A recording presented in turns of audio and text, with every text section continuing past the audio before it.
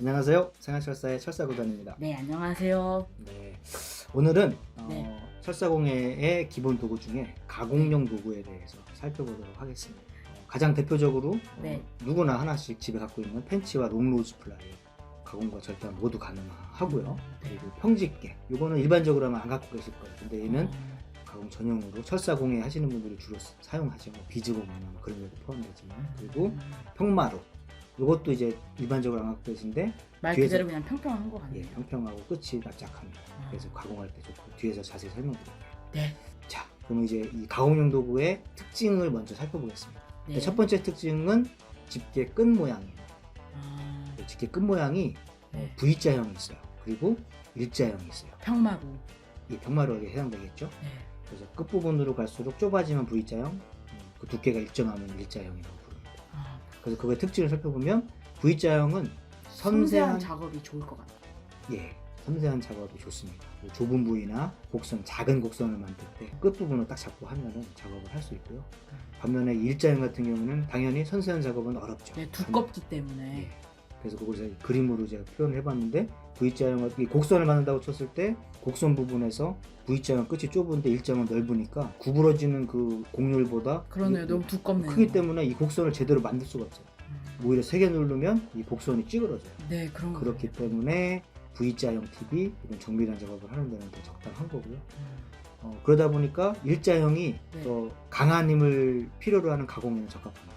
그래서 굵은 철사를 뭐 구부리고 꺾는다든지, 아니면 뭐 각도를 크게 90도 정도를 확 꺾는다든지, 그냥 V자형 그런 것들이 안 되는 거. 그런 거가 하기 어렵죠. 파손이 될 수 있고. 예, 왜냐면 끝부분이라서 좁아지기 때문에 아무래도 잡고 강한 힘을 주면 네. 이 팁 부분이 휘어질 수 있어요. 팁? 예, 집게 끝 팁이라고 설명해놨는데 이해를 못하신 거 아니에요? 네, 맞아요. 이해 못했습니다. 예, 팁입니다. 집게 끝 부분. 그래서 실제로 저도 공부 중에 몇 개 정도는 이 팁 부분이 휘어져서 못 쓰는 게 있어요. 실수로 이제 두꺼운 거를 그렇군요. 세게 눌러도 생각보다 좀 끝 부분이 잘 휘어지더라고요. 그래서 실수를 하셨네요. 그래서 알게 됐고, 그래서 꼭 주의하셔야 되고, 그리고 이제 V자형 같은 경우에는 철사 표면 손상도 주의를 하셔야 돼요. 왜냐면 끝부분이 좁아서 좁은 부분으로 철사를 좀 세게 누르면 네. 그냥 좁은 자국이 그대로 확 남아요. 아, 넓은 건 오히려 그래도 잘 넓기 안 때문에 남겠죠. 잘 안 남는데 힘 조절을 잘 하셔야 됩니다.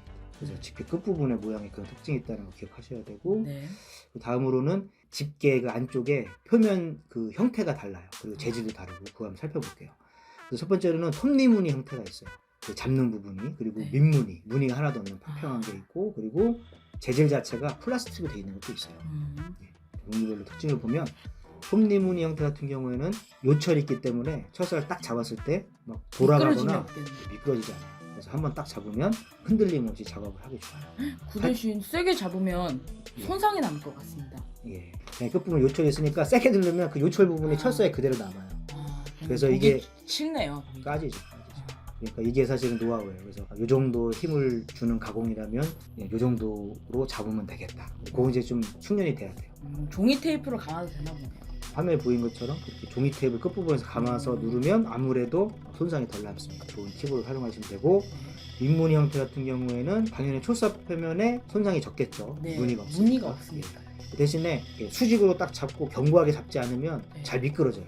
미끄러진 발생을 주의하셔야 되고, 플라스틱 재질 같은 경우에는 철사 표면에 손상이 전혀 안 생겨요. 네, 그럴 것 같아요. 그리고 오히려 철사보다 이 플라스틱 이 팁이 망가지기 쉬워요. 너무 강한 네, 그런 힘을 것 주면. 그래서 얇은 철사나 흠집이 전혀 남지 않아야 되는 그런 경우에 특수하게 사용하는 경우. 혹시 있으시나요? 저도 없어요.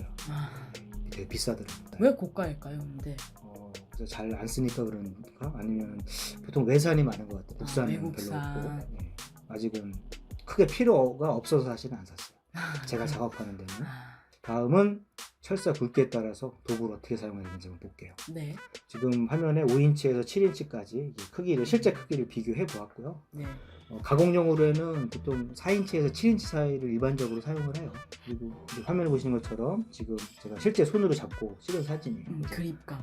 예, 손하고 비교했을 때 그 도구의 크기를 제가 보여드리려고 찍어서 둔 거고 참고하시면 되고, 네. 그래서 가공을 할 때 철사가 얼마나 두꺼우냐에 따라서 도구를 잘 선택을 해야 되는데, 예를 들어서 5인치 이하인 경우에는 한 2, 3mm 정도가 적당하고, 6인치가 한 3, 4mm, 그리고 3mm 이상은 7인치로 하는 게 안정적이고 좋아요. 물론 여기서 조금씩은 왔다 갔다 할 수 있는데 3mm 이상 되는 거를 5인치 이하로 하면은 다칠 수 있어요. 다칠 수도 있고 도구도 아까 얘기한 것처럼 끝부분이 휘어지거나 파손될 수 있어요. 도구의 크기에 따라서 철사의 두께를 조절해서 정해서 써야 된다는 걸 기억하셔야 되고요. 도구의 크기와 관련해서 네. 말씀을 드리면 네. 제품을 사실 때 그 제품 그 스펙 부분을 쫙 보시면은 이 모델명이 있어요. 지금 화면에 지금 보시는 표에서 보시면 지금 모델 넘버가 뭐 SM으로 시작해서 5, 6, 7, 8 이렇게 끝나죠. 그래서 이 제품 같은 경우는 5, 6, 7, 8이 인치수예요. 옆에 보면 그 5, 6, 7, 8 그 모델에 대한 길이가 나오죠. 전장. 이게 옆에 인치를 미리로 환산해 놓은 표랑 보면 거의 똑같은 걸 알 수 있어요. 그래서 얘는 딱 살 때 굳이 뭐 어떤 미리수 그러니까 크기를 얘기해 주지 않아도 SMD05, 05면 아 이건 5인치짜리구나 제품의 크기가 거의 그렇게, 비슷하네요. 그렇게 이해하시면 돼요.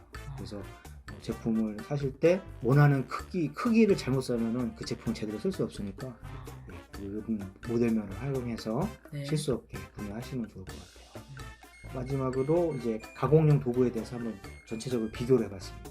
이 명칭 부분은 구매를 할 때 그 네. 명칭을 사용해서 검색하시면은 찾기가 쉬우시고 그리고 주요 특징들을 다시 쭉 살펴보면 네.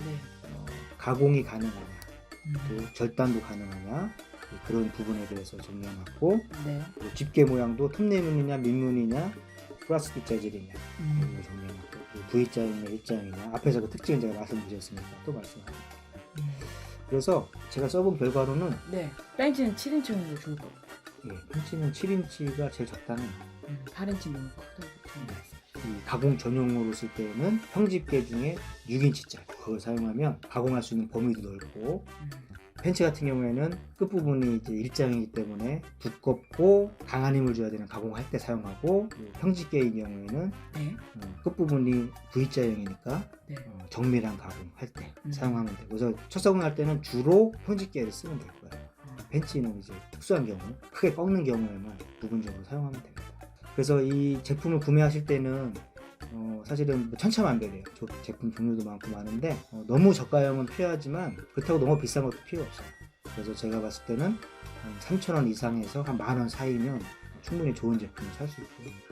그리고 검색하셔서 누적 판매수가 높은 제품을 선택하시는 게 잘못 살 가능성을 많이 낮춰줄 겁니다. 그래서 그렇게 선택하시면 되고 앞에도 말씀드렸지만 처음 구매하시는 경우라면 가공용으로는 펜치 7인치짜리 하나 그리고 추가로 뒷부분이 V자형인 평집게 6인치 네. 이 정도 2개 준비하시면 되고 그건 이제 그 절단 도구 쪽에서도 또 따로 말씀드리지만 네. 철사 공예를 하는데 기본 도구 3종 세트가 있습니다. 화면에서 네. 보여드리는데 그래서 요 세 가지만 있으면 사실은 대부분의 가공을 다 할 수 있어요. 그래서 지금 방금 말씀드린 펜치와 평집게 7인치 6인치 구매하시고 정밀리커 5인치짜리만 딱 구매하시면 철사 공예하는데 뭐 거의 99% 작업 다 할 수 있어요. 네. 자 그러면은 오늘 이 가공용 도구는 여기까지 설명을 드리겠습니다. 네. 수고하셨습니다. 네, 수고하셨습니다. 오늘 준비한 영상은 여기까지입니다. 시청해주셔서 감사하고요. 수업 내용이 도움이 되셨다면 좋아요 버튼 부탁드립니다. 구독 버튼 누르는 것도 잊지 마시고요. 생활철사는 여러분의 손끝 즐거움을 최고 가치로 추구합니다. 앞으로 더 좋은 컨텐츠로 찾아뵙겠습니다.